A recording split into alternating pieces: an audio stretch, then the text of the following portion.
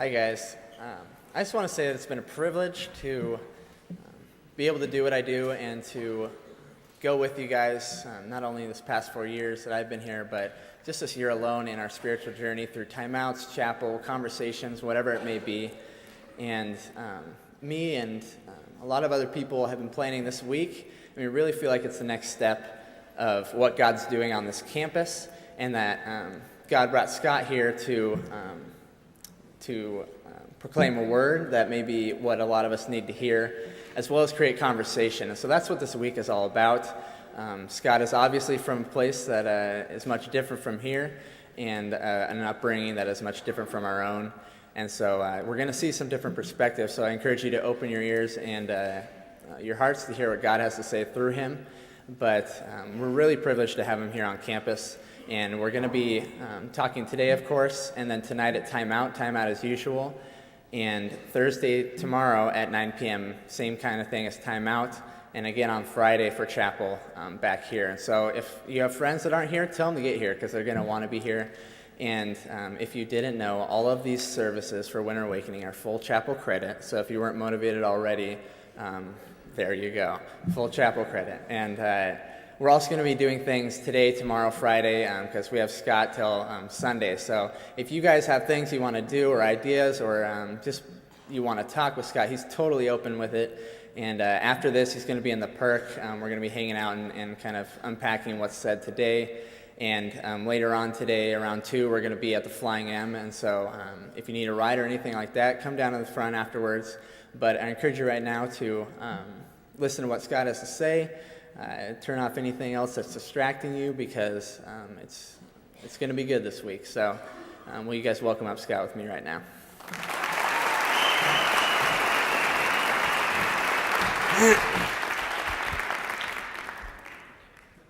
Good morning. I'm a little nervous. This is a bit different to the crowds that I usually speak to. As many of you will know, or if you didn't know, you'll know now from my accent, I'm from Ireland. Ireland's a bit of a different place when it comes to youth ministry. I have the privilege of being the director of youth ministry for 149 churches in the southeast of Ireland, which sounds very special, until you realize that I am actually the only person paid to do youth work for that entire area. So it's not like I'm heading up a load of youth workers. I'm basically just a gigantic babysitter, which can be a little bit of a challenge. So I'm going to just hit you with some important info to get us going. First up, if you'd like to check out my blog and get some kind of perspective of kind of where I'm coming from, whether or not you'd like to hear more, you can check out my blog, which is scottevans.ie, which has links to my Facebook and my Twitter account. My Twitter account is scevans14, and that's important because we're going to create a hashtag for awakening, so that people can actually get into conversation about this. So you can tweet questions, you can tweet responses, you can tweet, man, that guy is full of it, I have no idea what he's talking about, but his Irish accent makes it cool. Just kind of hoping where you'll be coming from when you hear what I have to say. So, next thing is, you see, this is the thing, I'm Irish, so I'm terrible at self-promotion because we have cultural rules that you're not allowed to say anything good about yourself ever, right? To the point where somebody Facebooked me this morning and was like, so seriously, how much did it cost you to get them to let you speak? It's like, I don't think it works that way in America. So I've set up my own t-shirt company. It's called Hopefully Clothing. There'll be t-shirts around later on. I'll explain what they mean, blah, blah, blah, blah, blah. Self-promotion sucks. Okay, great. So let's get going. There are some huge dangers to Christian culture. Oh, before I forget, sorry. Attention deficit disorder brought on by caffeine. A big thank you to IBK and Taylor, who allowed me to play football with them last night. I said I'd give them a shout out. Also for letting me score my first goal in America, which is a very great privilege. So, okay. Done. I think I've ticked all my boxes. I think everyone's happy. All right, great. Okay, so there are some dangers to Christian culture. One of the things about living in the age of the consumer is that we find ways to promote what we want people to be part of. Whether that's a brand or a product or whatever it is that we're trying to get out there. We find ways to push the best things about it so that people will buy into whatever it is that we're talking about. And so we all become parts of these little cults in our society, like the Apple cult, which I'm a fully fledged member of. I drink that Kool-Aid. There are all these different things that we promote and all these different brands that we buy into, whether it's our clothing or our sports team or the area that we're from, and also our faith. But the danger of Christian culture is that sometimes we can want to promote Jesus so much and get people into the church and get people to embrace him with their lives that we actually leave out maybe a couple challenging things about it because we don't want to turn people off. There's this t-shirt that I've seen Christians wear. I hope nobody here owns it because this is going to be really awkward afterwards. But it says on the t-shirt, have you got problems? And then you've got this big Jesus button. And it says, push the button. It's just that easy. It's like, I don't know how long you've been a Christian, but it's not that easy. I love what Shane Claiborne talks about when he talks about following Jesus. He says, I don't understand. He was like, he said, I love listening to the stories of the people who are like, I was on drugs and I was an alcoholic and, I was sleeping around and then I met Jesus and my life, just changed and everything was better. He was like, I love those stories, but that's not mine. My story is I was pretty popular in high school. Girls liked me. I didn't play sports, but the jocks were cool with me. Everybody knew me. I got on with everyone. I was good academically.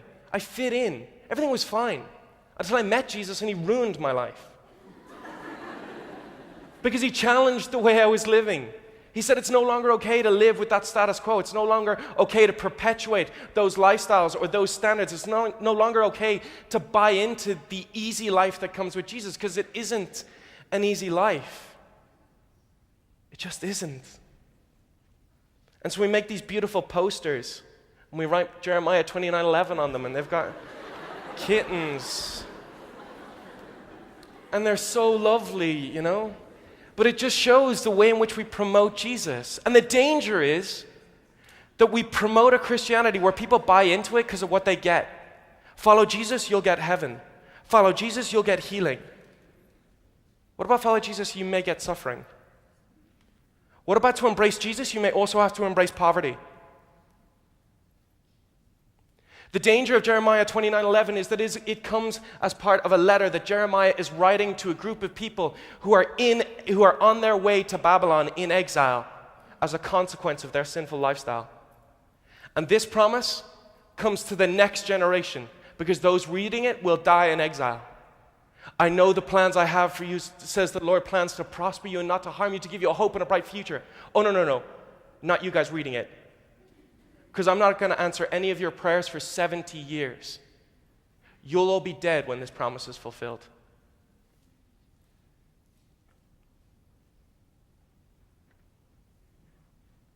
The danger is it didn't apply to them then.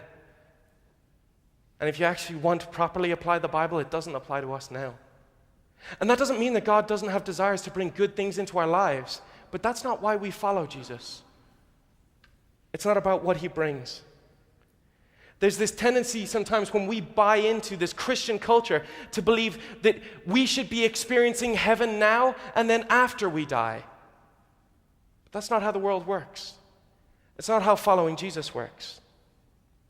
Because the teachings of Jesus are tough. I love the passage in John chapter 6 where he's saying to his disciples and people that are on the road with him, he's trying to kill this formula that they're suffering from.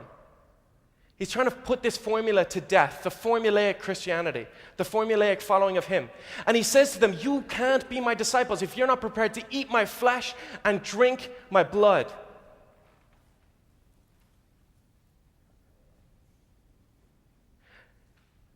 In the book of John, John the Baptist says, John the Baptist is in prison, and he sends word to Jesus.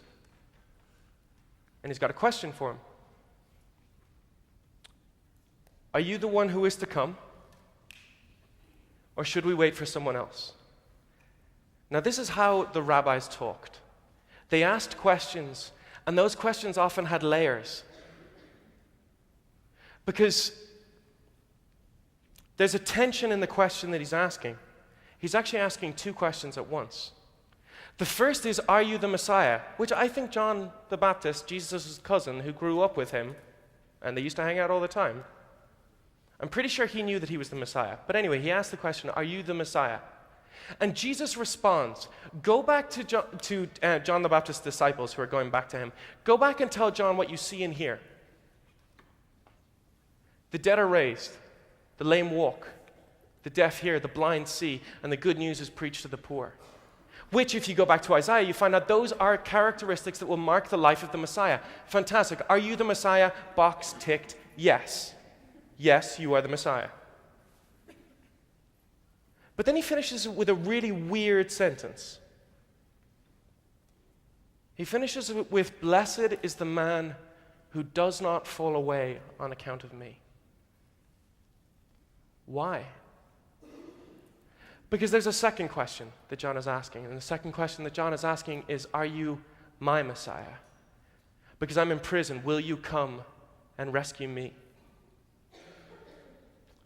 And when Jesus answers his question, he names all the things that the Messiah is promised to do in Isaiah. But he leaves out release for those in captivity and freedom for those in darkness. Blessed is the man who does not fall away on account of me. Because John is asking two questions and Jesus is answering both. Yes, I am the Messiah. But no, I will not be rescuing you. You will die in prison. Oh, gutting. Absolutely gutting.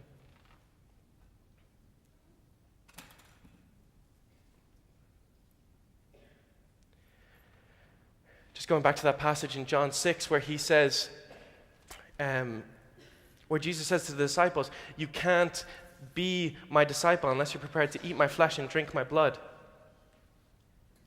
A load of the people who were following Jesus at the time, they turn to Jesus and they say, this is a really hard teaching. I don't know if I can stomach this. And so they leave. And it massively reduces the group of followers that Jesus has at that time. And he turns to the 12 and he says to them, what about you? Are you not going to leave as well? And Peter answers this so beautifully. When he turns and he says, where else would we go? Only you have the words of life. This raises some massive questions for the way in which we follow Jesus. Massive questions about what we're in it for and what we're all about. I put up the picture of the lock there because my favorite miracle that Jesus performs is when he comes in through a locked door after the resurrection to surprise Thomas. It's the simple things in life, folks. If you're easily amused, you'll always be amused. We have this tendency to call Thomas Doubting Thomas, and I'm convinced that he's up in heaven just like shaking his fist going, you don't get it, idiots. And Jesus is going, yeah man, you're right. They're dopes. That's sorry, we'd say that in Ireland. I don't know if that works here. Okay, first of all, you can't call him Doubting Thomas because he doesn't doubt exclusively. All the disciples doubted until they saw Jesus, right? So it's not fair to single him out. Just because he was alone when he doubted doesn't mean we can use his name in association with doubt, right? But when I study the Bible, and when I do this, when I disciple my teenagers in my churches back home, we do this thing called incarnational Bible study, and we walk through the story in the shoes, or sandals, of the feet, or of the people who are in the story, right? We walk in their sandals. Try and figure out what it would be like to experience what they're experiencing, because sometimes you really get a different sense of what's actually going on here. A really different sense of it. So if I put myself into Thomas's shoes after the death and resurrection of Jesus, right? And I imagine I had lost someone that close to me. Because to Thomas, Jesus was like a mentor, a role model, a father, a brother, a leader, a best friend, a confidant, a teacher, everything. He was everything to him. And the only equivalent relationship that I can think of in my life is my relationship with my dad. My dad is a star. He's a little bit shorter than me. He's got a gray afro, which is awesome. But he and I are so close. And we're close because of the way the way that he raised me. He caught me, I, like all Irish people, started drinking around the time that Irish people start drinking, which is 12. And when my dad caught me, I was convinced he was going to beat me, right? Because that's what you assume parents will do. But he didn't. He took me out to dinner. And we had a few drinks. No. I'm only kidding. And he sat me down over dinner and he said, "Tell me why. I'm not interested in what you did. I'm interested in why. I want to know what's going on at a deeper level. This is the external expression of some sort of internal truth. Tell me about the internal truth that led you here." And it began this conversation, and it didn't stop me drinking, but it kept the door open between me and my dad so that we would have a relationship, and so that I always knew that there was grace there. I mean, my dad is just such an absolute legend. I remember the day that I said I was going to go to Bible college. I was supposed to be going to study marketing to take over his business so he could one day retire. Now he can't. Sorry, Dad. And I came home. I was on my way home, and I felt like God was asking me, "Do you want to serve me full-time or part-time?" I was like, "I can serve you full-time?" Because that doesn't really work in Ireland so much. They don't really pay you to do Jesus stuff. And I remember he said, "Okay, I will support this decision." I found a leaflet for a Bible college in my car. I was like, "I want to go here." And he said, "I will support this decision, but I want to say two things. You do know that if you go into ministry, you will be poor for the rest of your life." I was like, "Yeah, Dad, I know." And he said, "Okay, second thing. You do know if you go into youth ministry, you'll be poor for the rest of your life." And then he paid my entire way through college, which was nothing like the cost that you guys have here. That's ridiculous. But it was a lot by Irish standards. Okay, I'm writing this down. Apparently, if I talk about tuition, I get claps. Excellent. I will win them over.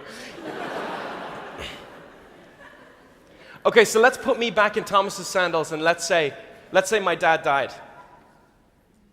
Let's imagine that my dad died. Now, I get tearful just thinking about this, right? But if I imagine my dad dying, and I imagine that after my dad died, my family came to me and said, "You'll never guess what, Dad has been raised from the dead. He's walking around right now."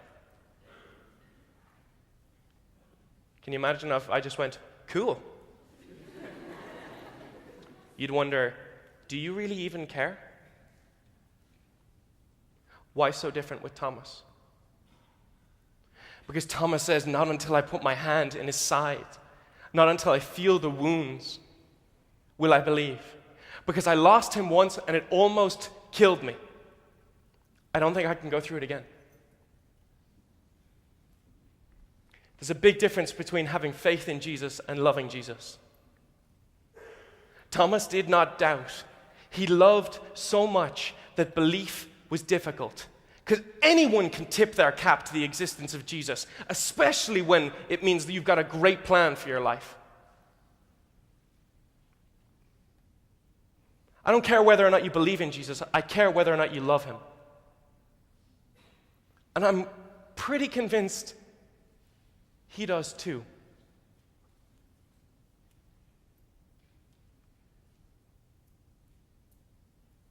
Sometimes we can love Jesus so much, or perhaps we're called to love Jesus so much that faith is difficult. Because for Jesus to be alive is for me to be alive. And if he did not raise from the dead, then surely I will never be fully alive. Our calling is not simply to intellectually affirm the life, death, and resurrection of Jesus. It is to allow our life and death to be wrapped up in his, so that if he lives, truly, I do too. It's amazing how sometimes we can say God has unconditional love for us, and yet we can choose conditional love for Jesus. I'm pretty sure it goes both ways.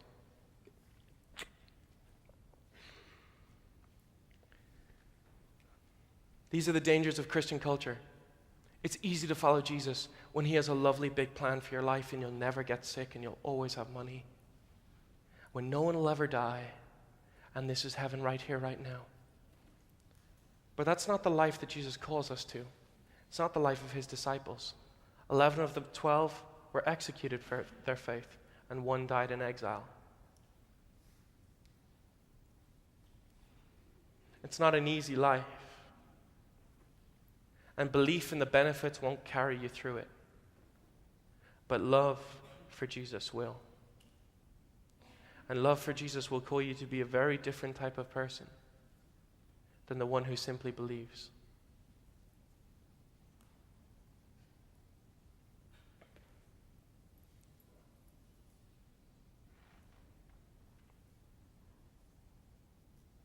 I love that after he's raised from the dead, and Peter, I can only imagine the awkwardness between him and Peter.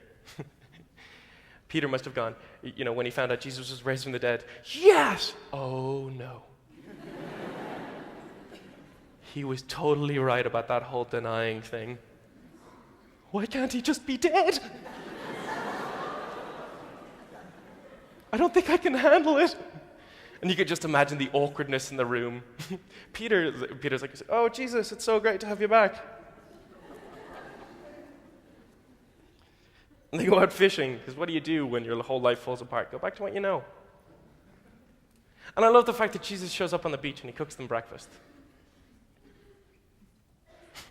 How awesome is Jesus? He's awesome. It would have been better if it was a full Irish breakfast. Sausages, eggs, hash browns, black and white pudding, which you know nothing about, but you will.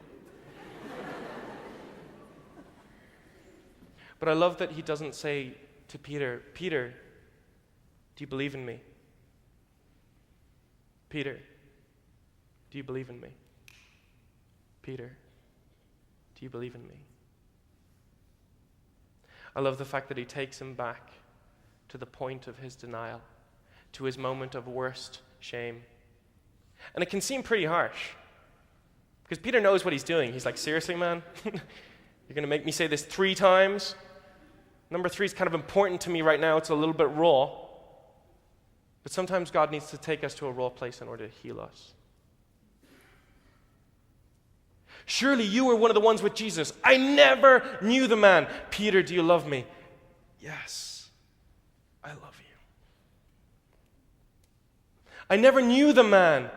Yes, I love you. This week, what I want to unpack is what it means to die, to formulaic Christianity, where you sign on the dotted line, intellectually affirm the right things, and get all the benefits. It's not a credit card, folks.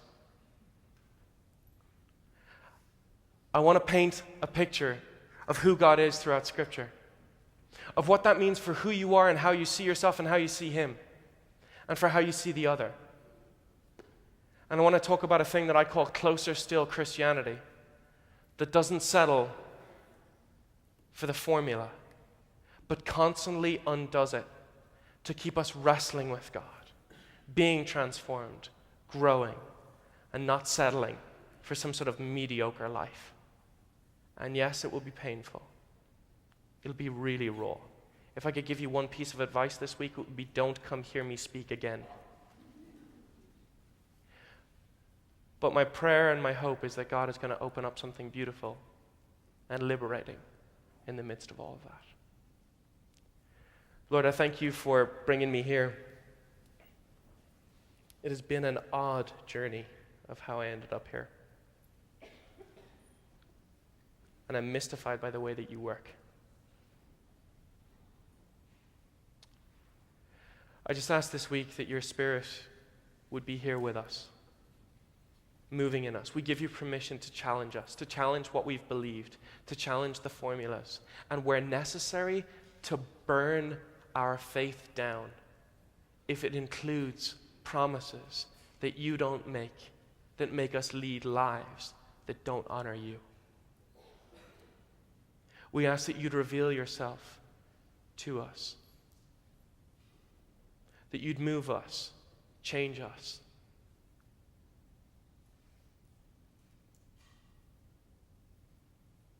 In spite of me and my ridiculousness. We give you the next few days.